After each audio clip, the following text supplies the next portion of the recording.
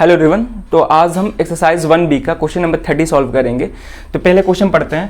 Question है find the least number of square tiles required to pave the ceiling of a room 15 metre 17 centimetre long and 9 metre 2 centimetre broad. ठीक है, तो यहाँ पे एक room है, उसके सीलिंग का डायमेंशन दिया है, यानी कि लेंथ और ब्रेथ दिया है। तो लेंथ कितना है? तो यहाँ पे लेंथ दिया है 15 मीटर 17 सेंटीमीटर और ब्रेथ दिया है 9 मीटर 2 सेंटीमीटर।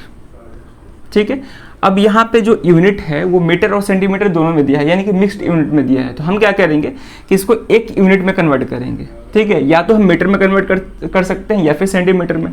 तो सेंटीमीटर में कन्वर्ट करना आसान होता है और उसको सॉल्व भी आसानी से कर सकते हैं। ठीक है, तो एक मीटर में 100 सेंटीमीटर होता है, तो 15 मीटर में कितना हो जाएगा? 15 इंटू 100 यानी कि 1500 सेंटीमीटर, और उसमें हम 17 ऐड कर देंगे तो कितना हो जाएगा? 1517 सेंटीमीटर। ठीक है, इसको भी अगर कन्वर्ट करेंगे तो ये हो जाएगा 900 सेंटीमीटर प्लस 2 यानी कि 902 सेंटीमीटर। ठीक है, इसको हम एक यूनिट में कन्वर्ट कर दिए। ठीक है, आप चाहो तो मीटर में भी कन्वर्ट कर सकते हो, कोई दिक्कत नहीं है। ठीक है, लेकिन मीटर में कन्वर्ट करेंगे तो डेसिमल में आएगा, उसको सॉल्व करना, एचसीएफ और एलसीएम लेना थोड़ा दिक्कत होगा। ठीक है, इसलिए हम इसको सेंटीमीटर में कन्वर्ट कर लिए। ठीक है, अब हमसे क्वेश्चन में बोल रहा है कि हमको कम से कम नंबर ऑफ स्क्वायर टाइल्स बताना है जिसका यूज करके हम सीलिंग को पेव कर सकते हैं। पेव का मतलब होता है कवर करना, सीलिंग को कवर कर सकते हैं। ठीक है, अब ध्यान से देखेंगे तो least number of square tiles लेने के लिए, यानी कि कम से कम number of square tiles use करने के लिए हमको एक स्क्वायर टाइल्स का साइज मैक्सिमम लेना होगा। जैसे फॉर एग्जाम्पल मेरे पास एक रूम है, ठीक है ना, एक रूम है जिसका डायमेंशंस दिया है 10 सेंटीमीटर, मतलब स्क्वायर रूम है। ठीक है ना, तो उसका ब्रेथ भी 10 सेंटीमीटर है और लेंथ भी कितना है? 10 सेंटीमीटर है। क्लियर है? अगर हम इसको टाइल से कवर करना चाहते हैं, इसके फ्लोर को टाइल से कवर करना चाहते हैं, तो यहाँ पे हम ऐसे भी कर सकते हैं कि जो स्क्वायर टाइल्स यूज कर रहे हैं उसका साइज हम 2 सेंटीमीटर बाई 2 सेंटीमीटर भी ले सकते हैं। ठीक है, और एक स्क्वायर टाइल ऐसा है जिसका डायमेंशन है 5 सेंटीमीटर बाई 5 सेंटीमीटर। ठीक है, अब ध्यान से देखेंगे, अगर हम 2 सेंटीमीटर 2 बाई 2 वाले यूज करेंगे अगर हम, तो यहाँ पे नंबर ऑफ स्क्वायर टाइल्स ज्यादा यूज करना पड़ेगा पूरे को कवर करने के लिए। लेकिन अगर 5 बाई 5 का यूज करेंगे तो इसको कवर करने के लिए कम टाइल्स की जरूरत पड़ेगी। ठीक है, यानी कि अगर एक टाइल का डायमेंशन ज्यादा होगा, मैक्सिमम होगा, तभी जाके कम से कम टाइल्स लगेगा।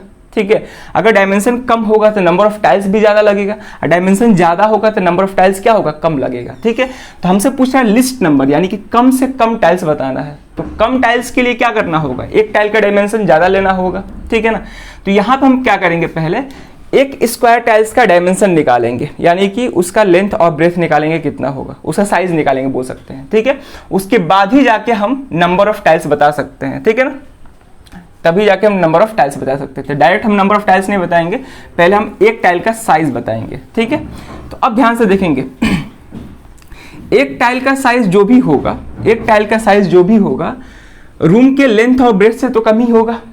रूम के ब्रेथ और लेंथ से क्या होगा? कम ही होगा। ज्यादा तो इसके बराबर तो हो नहीं सकता है, ज्यादा का तो सवाल ही नहीं है। ठीक है, तो अगर कम होगा तो क्या करना होगा? इससे फाइंड करना होगा। तो पहले हम क्या करेंगे? इन दोनों का इससे फाइंड करेंगे। और वैसे भी ध्यान देंगे, यहाँ पे लेंथ और ब्रेथ रूम का डायमेंशन है और जो स्क्वायर टाइल है उसका भी डायमेंशन फाइंड करना है। तो यानी कि हम डायरेक्ट जब इसका एसएफ निकाल लेंगे तो हमको मिल जाएगा डायमेंशन। ठीक है ना, तो डायमेंशन गिवन है, डायमेंशन फाइंड करना है, तो डायरेक्ट हम एसएफ निकाल लेंगे। ठीक है ना, क्योंकि डायमेंशन हम नंबर पे नहीं जा सकते हैं। अगर हम डायमेंशन का एसएफ और एलसीएम निकाल रहे हैं तो डायमेंशन ही आएगा। अगर हम नंबर का एसएफ और एलसीएम निकालेंगे तब नंबर आएगा। ठीक है, डायमेंशन का एसएफ और एलसीएम नंबर नहीं देगा। तो पहले हम स्क्वायर टाइल का डायमेंशन निकालेंगे, यानी कि लेंथ और ब्रेथ निकालेंगे। तो यहाँ पे हम सिंपली क्या करेंगे? लिखेंगे देयरफॉर मैक्सिमम साइज ऑफ, ठीक है, maximum size of each square tile. ठीक है, वो क्या होगा? एचसीएफ ऑफ 1517 और 902। ठीक है, तो इसे फाइंड करेंगे प्राइम फैक्टराइजेशन मेथड से। तो 1517 ये जो है डायरेक्ट 37 से डिवाइड होगा। ठीक है ना, आप चेक कर सकते हो, 37 से छोटा प्राइम नंबर से डिवाइड नहीं होगा, डायरेक्ट 37 से डिवाइड होगा और ये 41 टाइम्स में डिवाइड हो जाएगा। और 41 खुद एक प्राइम नंबर है तो ये 41 से ही डिवाइड होगा। ठीक है, आप चेक कर सकते हो।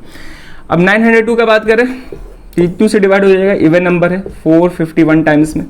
ठीक है, अब ये चेक करेंगे, ना 3 से होगा ना 5 से होगा, अब डायरेक्ट ये 11 से होगा। 41 टाइम्स में, ठीक है। 41 क्या है, खुद प्राइम नंबर है, ठीक है। अब इसको प्राइम फैक्टर्स के प्रोडक्ट के फॉर्म में लिखेंगे तो ये हो जाएगा 37 इंटू 41 और ये हो जाएगा 2 इंटू 11 इंटू 41, ठीक है। इससे फाइंड करना है तो इससे के लिए कॉमन प्राइम फैक्टर्स देखते हैं जो कि केवल 41 है, स्मॉलेस्ट पावर 1 ही है, तो क्या हो जाएगा 41 आ जाएगा, 41 सेंटीमीटर, ठीक है। यानी कि एक स्क्वायर टाइल का डायमेंशन कितना होगा 41 सेंटीमीटर, ठीक है। तो dimension of each square tile, actually में साइड निकला है, ठीक है ना, एक स्क्वायर टाइल का साइड निकला है, डायमेंशन ऑफ इस स्क्वायर टाइल कितना होगा 41 सेंटीमीटर। अब क्योंकि स्क्वायर टाइल है तो उसका लेंथ भी 41 सेंटीमीटर होगा, ब्रेथ भी क्या होगा 41 सेंटीमीटर ही होगा, ठीक है। अब हमको क्या करना है, नंबर ऑफ स्क्वायर टाइल्स बताना है, ठीक है। अब नंबर बताना है, ये तो डायमेंशन निकल गया, अब नंबर बताना है। तो नंबर कैसे बताएंगे, ध्यान से देखेंगे यहाँ पे, उससे पहले पॉज करके नोट कर ले इसको। अब हमको नंबर फाइंड करना है तो लिखेंगे therefore list number of square tile, ठीक है। List number of square tiles बताना है तो उसके लिए क्या करना होगा, अगर हमको नंबर ऑफ टाइल्स बताना होता है तो क्या करते हैं कि जो रूम का एरिया है, ठीक है, रूम के एरिया को हम एक स्क्वायर टाइल के एरिया से डिवाइड करते हैं, ठीक है। पूरे रूम के एरिया को हम एक स्क्वायर टाइल के एरिया से अगर डिवाइड करेंगे तो हमको नंबर ऑफ स्क्वायर टाइल्स मालूम चल जाएगा, ठीक है। ये सोच सकते हैं आप खुद से भी। तो यहाँ पे हम क्या करेंगे कि list number of square tiles बताने के लिए हम एरिया ऑफ रूम को, ठीक है, डिवाइड कर देंगे एरिया ऑफ 1 स्क्वायर टाइल से, 1 स्क्वायर टाइल से डिवाइड कर देंगे। तो यहाँ पे हम सिंपली क्या करेंगे, एरिया फाइंड करेंगे। तो रूम क्या है, रेक्टेंगुलर है क्योंकि लेंथ और ब्रेथ दोनों दिया है, अलग अलग है। तो रेक्टेंगल का एरिया क्या होता है, लेंथ इंटू ब्रेथ, जो कि कितना है 1570 इंटू 902, और एरिया ऑफ 1 स्क्वायर टाइल, ठीक है। तो साइड कितना आ रहा था 41, और स्क्वायर का एरिया क्या होता है, साइड स्क्वायर होता है, यानी कि 41 इंटू 41, ठीक है। इसको सॉल्व करेंगे तो 1517 को 41 से डिवाइड करेंगे तो ये 37 टाइम्स में डिवाइड हो जाएगा, और इसको डिवाइड करेंगे तो ये हो जाएगा 22 टाइम्स में, ठीक है, सही है, हाँ 22 टाइम्स में डिवाइड हो जाएगा। अब इन दोनों को मल्टीप्लाई करेंगे तो 37 इंटू 22 ये हो जाएगा 14 कैरी ओवर 1 7 हो जाएगा, ठीक है। ये भी हो जाएगा, ठीक है। तो 4 यानी कि 814, ठीक है, ये आंसर होगा। तो हमसे नंबर ऑफ स्क्वायर टाइल्स पूछ रहा था तो वो कितना आएगा 814 स्क्वायर टाइल्स आएगा, ठीक है। इस डायमेंशन के रूम को पूरा कवर करने के लिए, उसके सीलिंग को कवर करने के लिए 814 नंबर ऑफ स्क्वायर टाइल्स लगेंगे, ठीक है। इस तरह से हम करते हैं। आगे बात समझ में। तो नंबर निकालने के लिए हम एरिया निकालेंगे और उसको एक स्क्वायर टाइल के एरिया से डिवाइड कर देंगे, तब जाके हमको क्या मिल जाएगा, नंबर मिल जाएगा। आगे बात समझ में, ठीक है। क्योंकि जो भी हम लोग ये पेव करते हैं, कवर करते हैं ग्राउंड या सीलिंग को टाइल्स से, तो हम उसके एरिया को ही कवर करते हैं, इसीलिए हम क्या किए हैं कि एरिया को ही एरिया से डिवाइड किए हैं। आगे बात समझ में, चलिए फिर, ठीक है। तो इस वीडियो में ये क्वेश्चन रहेगा, होप कि ये बात समझ में आई होगी। अगर कहीं भी कोई दिक्कत है आप जरूर उसको कमेंट करें। तो इस वीडियो में ये क्वेश्चन रखते हैं, अब मिलते हैं नेक्स्ट वीडियो में नए क्वेश्चन के साथ। Thank you.